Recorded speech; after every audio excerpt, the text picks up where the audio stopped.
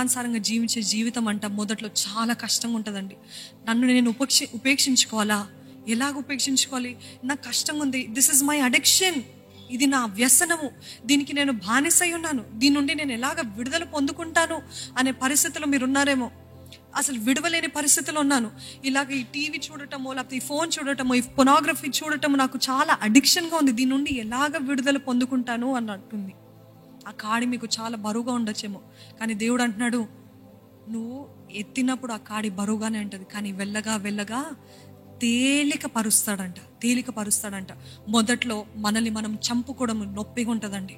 దేవుని చిత్తము చేయడం చంపుకునే లెక్కలోనే ఉంటుంది. ఎందుకంటే ఏదైతే ఎంతో ఇష్టం అనుకున్నది, ఎంతో ఇష్టమైన వ్యక్తి, ఇష్టమైన వ్యసనం, ఇష్టమైన అలవాటు సడన్గా మానేయాలంటే కష్టంగా ఉంటుంది. అడాప్ట్ అవ్వలేము. కానీ అట్టి పరిస్థితుల్లో మీరు అడాప్ట్ అవుతే వెళ్ళగా వెళ్ళగా తేలిగ్గా మారుతుందంట. ఆ రోజు ఆ పాప భారం నాకు చాలా ఎక్కువగా ఉంది. అటువంటి పరిస్థితుల్లో 1 సంవత్సరం ప్రయత్నించిన ఆ భారం మోద్దాములే, నేను దేవుని దగ్గరికి వెళ్ళలేను కదా, దేవుడు నన్ను క్షమించలేడు కదా, దేవుడు నన్ను మన్నించలేడు కదా, దేవుడు నన్ను ఒప్పుకోడు కదా, అందుకే నేనే మోసుకుంటూ వెళ్దాము అనుకున్నాను. కానీ ఆఖరికి ఒకానొక రోజు I came to a realization, I cannot take this any longer Lord. దేవా, ఇంకా నేను మోయలేనయ్యా, చాలా టూ హెవీ అపాన్ మీ. ఈ కృంగుదల, ఈ అపరాధ భావం, ఈ గిల్ట్, అసలు ఈ వేదన, అసలు ఈ జీవితం అంటేనే అసలు విసిగిపోయానయ్యా, this is too much for me అని చెప్పి, ఏదైతే అవని నేను దేవుని దగ్గరికి వెళ్తానని నా టెర్రస్ పైకి వెళ్ళి, మా ఇంటి పైన ఉన్న టెర్రస్ పైకి వెళ్ళి, అక్కడ బైబిల్ ఉంటే, అక్కడ యాక్చువల్గా ఒక ప్రేయర్ రూమ్ అనమాట, అక్కడ ప్రేయర్ రూమ్ ఉంటే, అక్కడ బైబిల్ ఉంటే పరిగెత్తుకుని వెళ్ళి, నిజముగా చెప్తున్నానండి, ఆయన దగ్గర 18 సంవత్సరాలప్పుడు సాష్టాంగపడి ఉచ్చరింప సఖ్యము గాని మూలుగులతో ఆయనతోటి ఏడ్చి నా పాపలంతా ఒప్పుకుంటూ పేరు వర్షం ఒప్పుకుంటూ, దేవా నా వల్ల అవ్వదయ్యా, నువ్వు నన్ను సేమ్ యోబు ఏ రీతి అయితే ప్రార్థన చేస్తాడో, పరిశుద్ధాత్మ దేవుడు అదే ప్రార్థన నా నోట్లో ఉంచాడు. దేవా, నువ్వు నన్ను చంపినా పర్వాలేదయ్యా, నేను నీ చేతిలోనే ఉంటానయ్యా అని ఆయన సన్నిధిలో పశ్చాత్తాపడినప్పుడు అండి, మీకు ఇది నమ్మశక్యంగా ఉండదేమో, కానీ అప్పటి వరకు మోసిన భారము సడన్గా తేలికైపోయినట్టు, సడన్గా విడిపించబడినట్టు, సడన్గా ఒక నూతన ఆనందము, నూతన సమాధానము, నూతన స్వేచ్ఛ, స్వతంత్రము నేను పొందుకున్న అనుభవము ఇంకా అర్థం కాదు. కానీ హఠాత్తుగా సడన్గా the sin that I loved so much I started hating. ఈ పాపం బట్ట నేను దేవుని విడిచిపెట్టాను, ఈ పాపం బట్ట నేను దేవునికి దూరం అయ్యానని చెప్పి, the very sin that I loved so much I started, నాకు ఇది డిస్గస్టింగ్ అనిపించింది. I started hating it. And ఆ పాపపు స్థితిలో ఉన్న వారందరినీ కూడా, అయ్యో వీరితోటి ఉన్నానా నేను ఇంతసేపు, వీరితోటి ఉన్నానా అని సడన్గా I had to break loose. And నిజంగా రూపాంతర అనుభవం ఆ ఒక్క రాత్రి దేవుడు నాకు ఇచ్చాడండి. హల్లెలూయా. ఈరోజు ప్రతి ఒక్క జీవితం అది చేయగలిగిన సమర్థుడు. It is better to run to God than to run away from God. ఆయన చేతిలో పడటం మేలు. Trust God. ఆయన మిమ్మల్ని దండించిన, గాయము చేసిన గాయాన్ని ఆయనే మాన్పే దేవుడు. Trust God. ఆయన నన్ను చంపినా పర్వాలేదు అన్నాడు యోబు. ఆయన నన్ను చంపినా పర్వాలేదు, నేను ఆయన చేతిలో, నేను ఆయననే నమ్ముతాను. Though he slay me yet I will trust in him. Can you say the same thing? దేవా, నన్ను చంపినా పర్వాలేదయ్యా, నీ చిత్తమే జరిగిస్తానయ్యా. నన్ను చంపినా పర్వాలయ్యా, నువ్వు ఇది చేయమన్నావు కదా, నేను చేస్తానయ్యా. అటువంటి విశ్వాసం ఉందా? అటువంటి వైరాగ్యం ఉందా? నాకు ఎటువంటి నష్టము కలిగినా పర్వాలేదయ్యా, ఇది నీ చిత్తమని నేను వెళ్తున్నా. It doesn't matter. మనుషులు ఎన్ని మాటలు అన్నా పర్వాలేదయ్యా, నీ చిత్తమని నేను ముందుకు వెళ్తున్నా. నన్ను చంపినా, నన్ను దూషించిన, నన్ను ఉమ్మి వేసిన పర్వాలేదు అన్న మరియా, మనం చూసాం కదా, మరియా, యేసు ప్రభుని కనిన మరియా.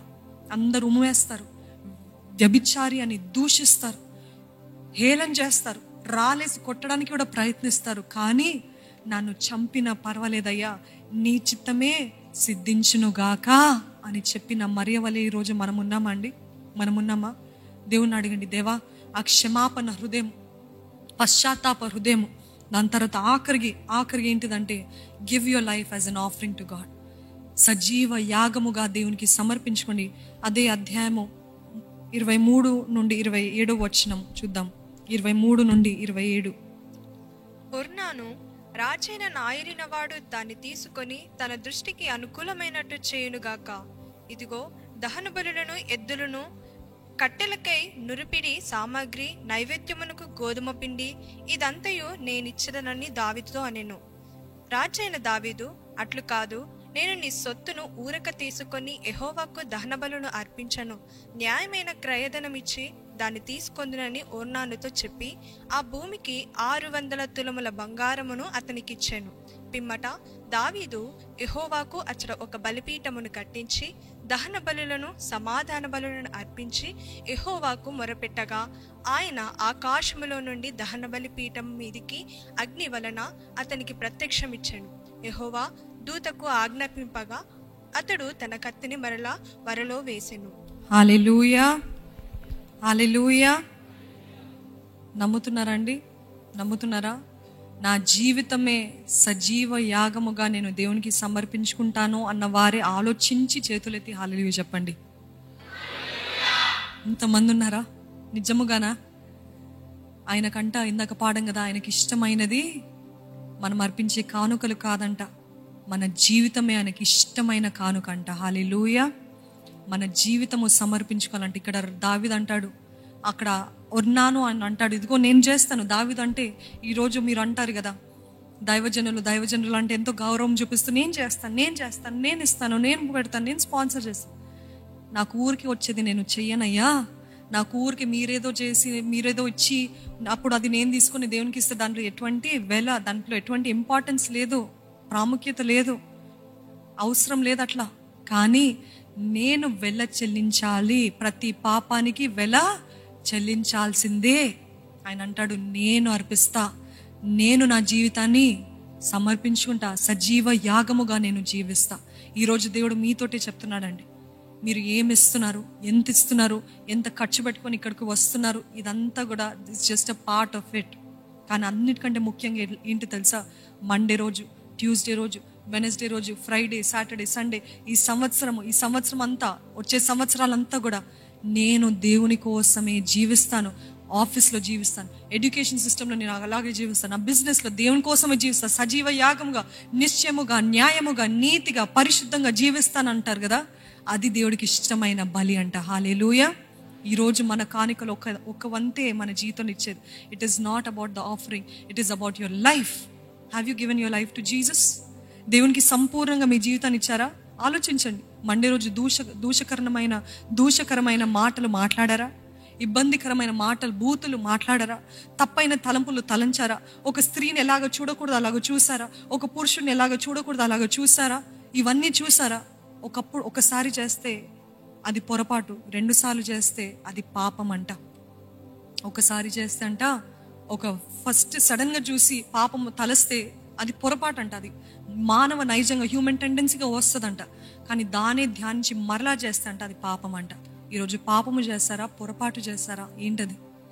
సజీవ యాగముగా ఆయనకి సమర్పించుకోండి, పరిశుద్ధంగా జీవించండి, న్యాయంగా బ్రతకండి. అబద్ధాలు వద్దు, మోసాలు వద్దు, కొండాలు చెప్పడం వద్దు, నేరాలు మోపడం వద్దు, అధికార దాహము కలిగి జీవించడం వద్దు, పేరు ప్రఖ్యాతలు వద్దు, ఇవేమొద్దు. నా దేవుని చిత్తానుసారంగా నేను జీవిస్తాను, సజీవ యాగముగా నేను సమర్పించుకునే జీవితం అంట దేవునికి ఇష్టమైన బలి. దేవా, నేను పిలిచిన ప్రతి ఒక్కరిని చూడయ్యా. యేసయ్యా, నా రక్షకుడా, నన్ను రక్షించు, క్షమించు, మన్నించన్న ప్రతి ఒక్కరిని చూసే దేవుడు అయ్యా, గుర్తించే దేవుడు అయ్యా.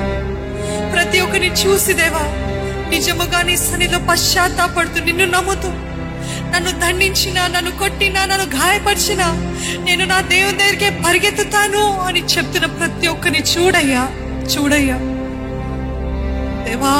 దినమెల్లని చేతులు చాపి విననొల్లని ప్రజల వైపు నువ్వు చూస్తూ ఎదురు చూస్తున్నావు కదయ్యా. ఎప్పుడా నేను మీ దగ్గరికి వస్తానని, ఎప్పుడా మేము నీ దగ్గరికి వస్తామని ఎదురు చూస్తున్నా దేవా. ఇదిగోనయ్యా నేనే వస్తున్నానయ్యా, ఇదిగోనయ్యా నేను నీ దగ్గరికి వస్తున్నానయ్యా. నీవు నన్ను చూడయ్యా.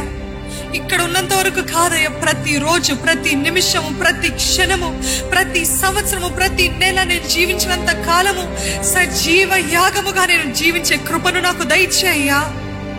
నీకు ఇష్టానుసారమైన జీవితము నాకు దయచేయి. చేసే ప్రతి పాపానికి పరిణామాలు ఉంటాయని గుర్తిస్తూ, చేసే ప్రతి నిర్ణయము తన్ని జాగ్రత్తగా నీ చిత్తానుసారంగా చేసే కృపను నాకు దయచేయ్యా.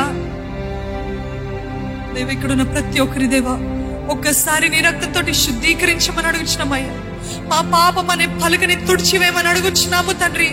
నూతన ప్రారంభం ఇక్కడ ఉన్న వారికి, లైవ్ లో చూస్తున్న వారికి, ఎవరెవరైతే నిజముగా వేడుకుంటున్నారో దేవా, నాకు నూతన ప్రారంభము దయచేయ, నాకు అసహ్యత అయ్యా, నాకు వద్దయ్యా ఈ పాపపు జీవితము, ఈ భారము నాకొద్దు అని అడుగుతున్న ప్రతి ఒక్కరికి నీవే ఇప్పుడే నూతన ప్రారంభము దయచేయమని అడుగుచున్నామయ్యా, దయచేయమని అడుగుచున్నామయ్యా. You have given us the best, Lord. You have planned the best for us, Lord. గొప్ప వాటిని తండ్రి మా కొరకు సిద్ధపరచవయ్యా. చూసే కన్ను మాకు దయచేయ. అపవాది అబద్ధాలు నమ్మకుండా మాకు సహాయం చేయి. అపవాది ప్రేరేపణలు వినేవారుగా, లోబడేవారుగా మేము ఉండకుండా సహాయం చేయ. వాక్యం అనే ఖడ్గముతో ఎదిరించే కృపను మాకు దయచేయ. మమ్మల్ని అందరినీ దర్శించు, మమ్మల్ని అందరినీ దృష్టించు. నీ కార్యము మా మధ్యలో, మా జీవితంలో సంపూర్ణంగా జరిగించమని అడుగుచున్నామయ్యా. ప్రభు యేసు నామములో అడిగి వేడుకుంటున్నాను తండ్రి.